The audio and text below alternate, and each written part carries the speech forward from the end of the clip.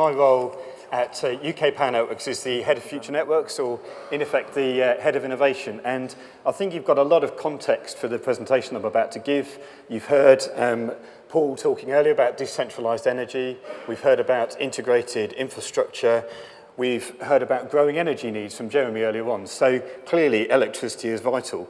And what I'd like to do is to talk to you and kind of give you a sense of kind of our size and scale, who UK Power Networks is, what it is that we do, kind of what kind of scale are we.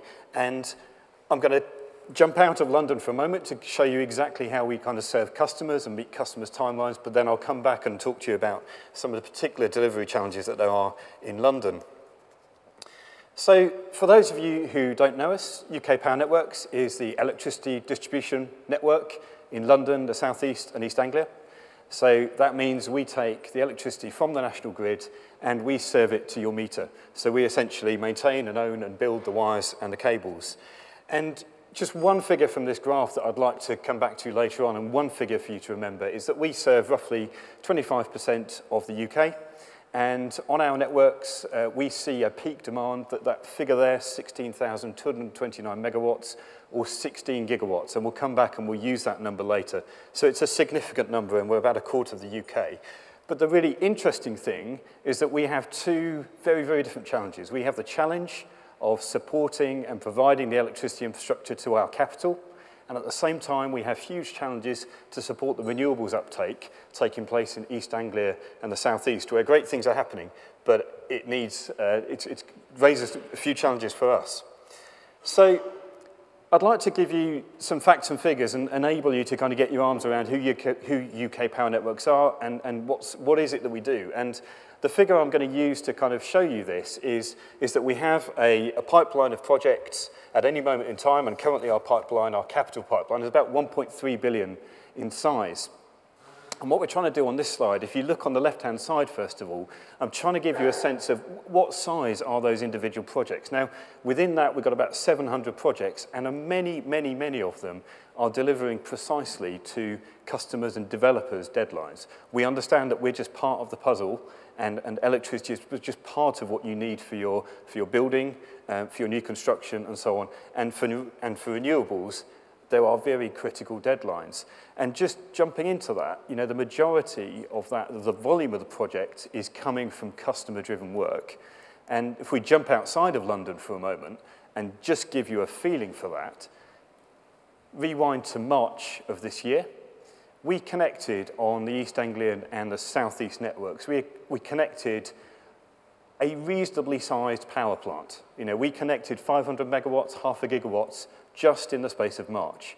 You know, so that's the equivalent to a reasonably sized power plant of distributed energy, typically solar panels, typically wind farms, and so on. Many of these projects were actually not small at all. Having said that we're dominated, or the volume comes from small projects, many of them were not small. Some of them were connected to our highest voltage levels and connected extremely quickly. But critically, all of these were delivered to very precise customer deadlines. Many, many, many of these guys were trying to reach a deadline of the 31st of March in order to lock in a certain rate of renewable obligations. So that hopefully gives you a sense that a lot of what we do is very, very much customer-driven and driven by essentially your deadlines. But if we skip over to the right-hand side, the other aspect that I'd like to kind of talk about is where is the financial investment? How much of the financial investment is in those small projects, and how much is in the big projects? And hopefully on the right-hand side, you can see very clearly right across London, South East, East Anglia, about a third of the investment is going into actually quite big projects. In London, it's more extreme. So in London, half of our capital programme, which is about £500 million at the moment, half is actually just a few projects which are significant in size, ranging up to about £40 million. Of those, again, one single project is actually 10% of the total.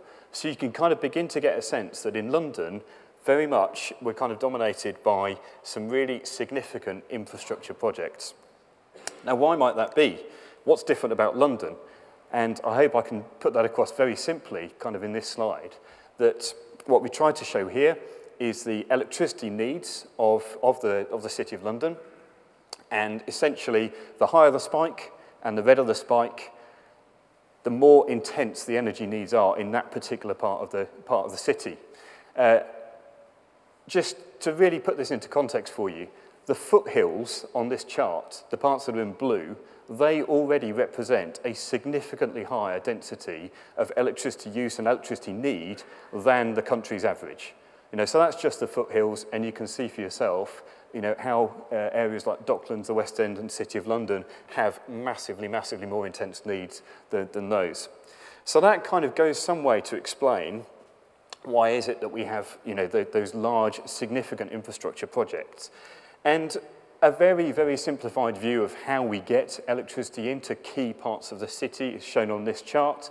Green is our substations, and very simply put, pretty much every part of this is being bolstered over the next few years. So at the four corners of this diagram, our colleagues National Grid are adding capacity on their network, and what we are doing is we are creating greater interconnections. So where you see at the moment the City of London fed from two different directions, we're building a tunnel under the Thames from New Cross up to Wilcox Square, which is going to feed the City of London from three different directions. So we're making it more resilient, we're adding capacity, we're adding a capacity of about 860 MVA over the next few years. And in context, if you come back to that number I talked about earlier in the presentation, we're going to add capacity equivalent to 5% of that maximum demand we see on the network just in this area alone, because it needs it.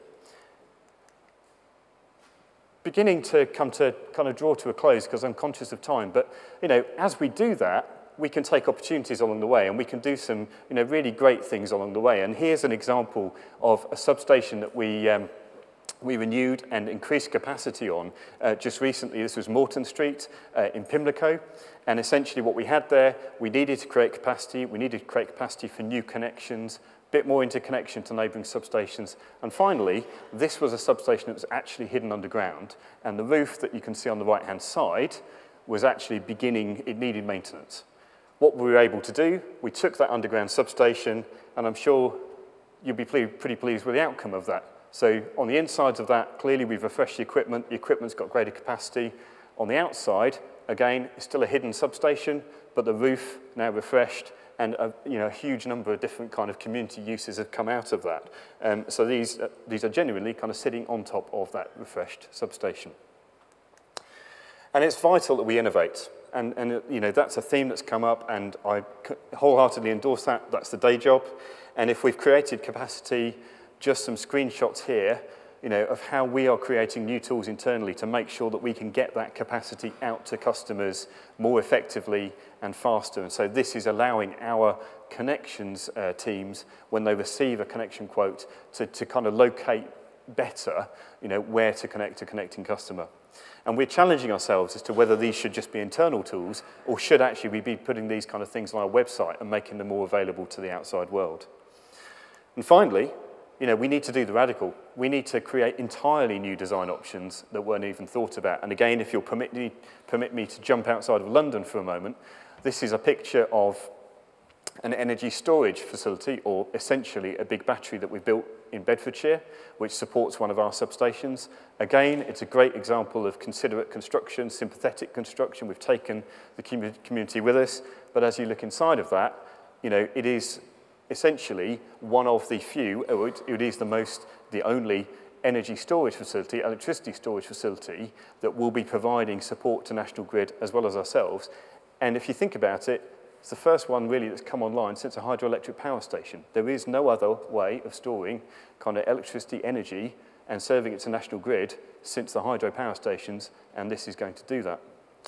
So really important, so hopefully in those brief few minutes, I've given you a sense of who UK Power Networks is, a bit of a sense of our size and shape. A large part of our work, absolutely customer driven by your deadlines, not our deadlines. And at the same time, thinking ahead, creating resilience, creating capacity to support London, and taking on the challenges that kind of throws in our way, and trying to turn them into opportunities wherever we can. So thank you for listening, and I'd just like to make a small pitch for a fringe event that we are hosting with the GLA at lunchtime, where you can hear a little bit more about what our thinking towards 2050 and kind of London needs out to 2050.